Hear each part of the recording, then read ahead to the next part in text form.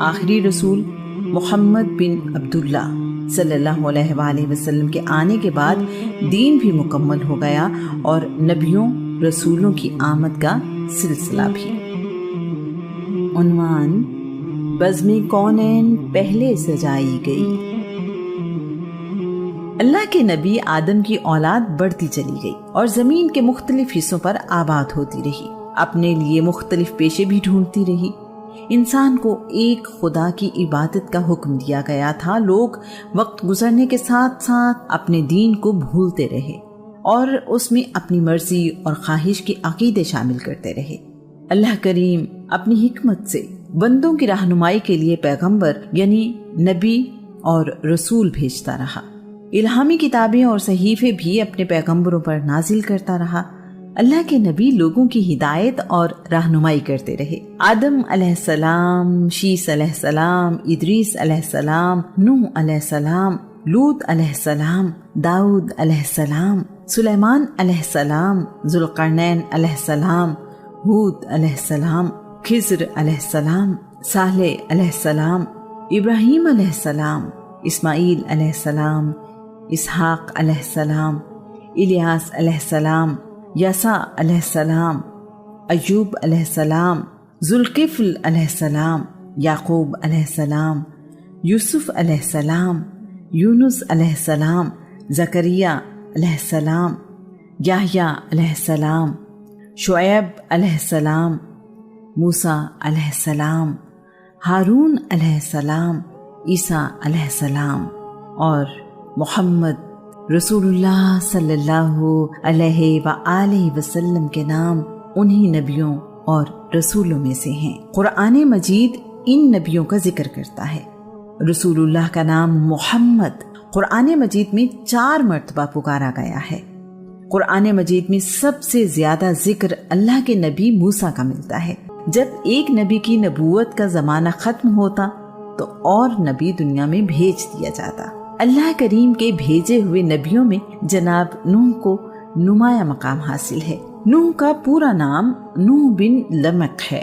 ان میں وفاداری اور رواداری بہت زیادہ تھی۔ انہوں نے مشکل سے مشکل حالات میں بھی صبر اور شکر کا دامن ہاتھ سے نہیں چھوڑا۔ اس لیے قرآن مجید میں انہیں عبد الشکور یعنی اللہ کریم کا شکر گزار بندہ کہا گیا۔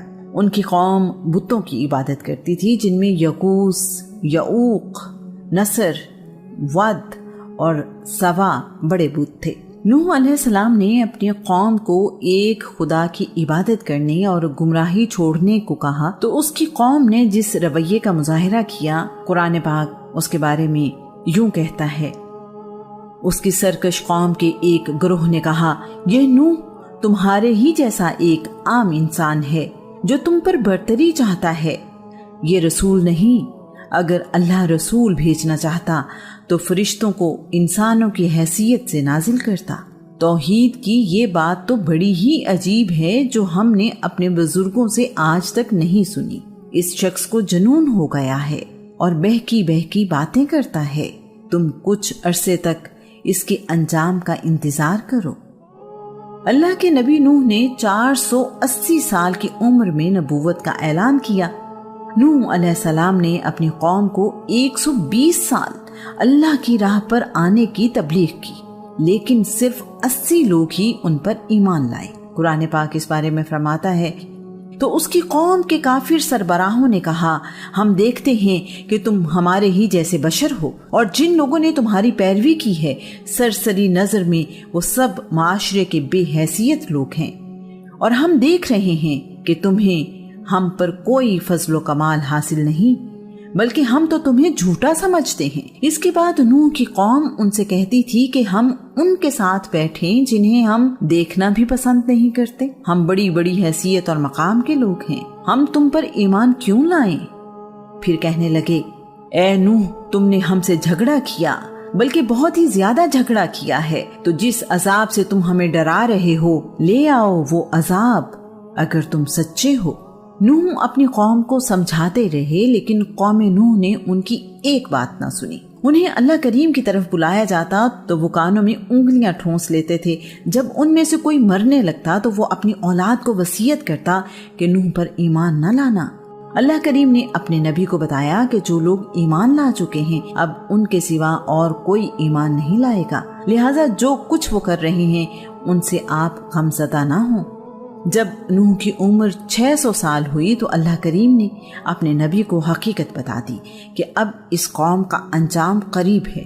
نوح کو حکم دیا کہ وہ ایک کشتی تیار کریں جسے سفینہ نوح کہا جاتا ہے۔ یہ بھی کہا گیا کہ ظالموں کے بارے میں اللہ کریم سے کوئی بات نہ کرے، بے شک وہ غرق کر دیے جائیں گے۔ تمام لوگ جو ایمان لائے ہیں انہیں اور تمام جانوروں کا ایک ایک جوڑا اس کشتی میں سوار کریں۔ نوح اپنے رب کے حکم کے مطابق کشتی بنانے میں مصروف ہو گئے تو ان کی قوم کے لوگ ان کا مذاق اڑاتے ہوئے کہتے تھے، نوح کیا تم نے کاروبار نبوت چھوڑ دیا ہے اور اب ترکھان بن گئے ہو؟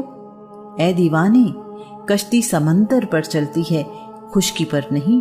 تم خشکی پر اتنی بڑی کشتی بنا رہے ہو، اس کے لیے سمندر کہاں سے لاؤ گے؟ اللہ کریم اس بات کو یوں بیان کرتا ہے، نوح کشتی بنانے لگے، ان کی قوم کے سردار جب بھی ان کے قریب سے گزرتے تو مذاق اڑاتے۔ فرمایا اگر تم ہمارا مذاق اڑا رہے ہو تو ایک وقت آئے گا ہم تمہارا مذاق اڑائیں گے جس طرح تم ہمارا مذاق اڑا رہے ہو۔ اس طوفان میں زمین پر موجود ہر چیز تباہ و برباد ہو گئی۔ آدم علیہ السلام کے بنائے گئے بیت اللہ کا نشان بھی باقی نہ رہا۔ نوح اس کے بعد 350 سال تک زندہ رہے۔ اللہ کے نبی نوح نے 950 سال کی عمر میں وفات پائی۔ نوح کے ایک بیٹے کا نام سام ہے۔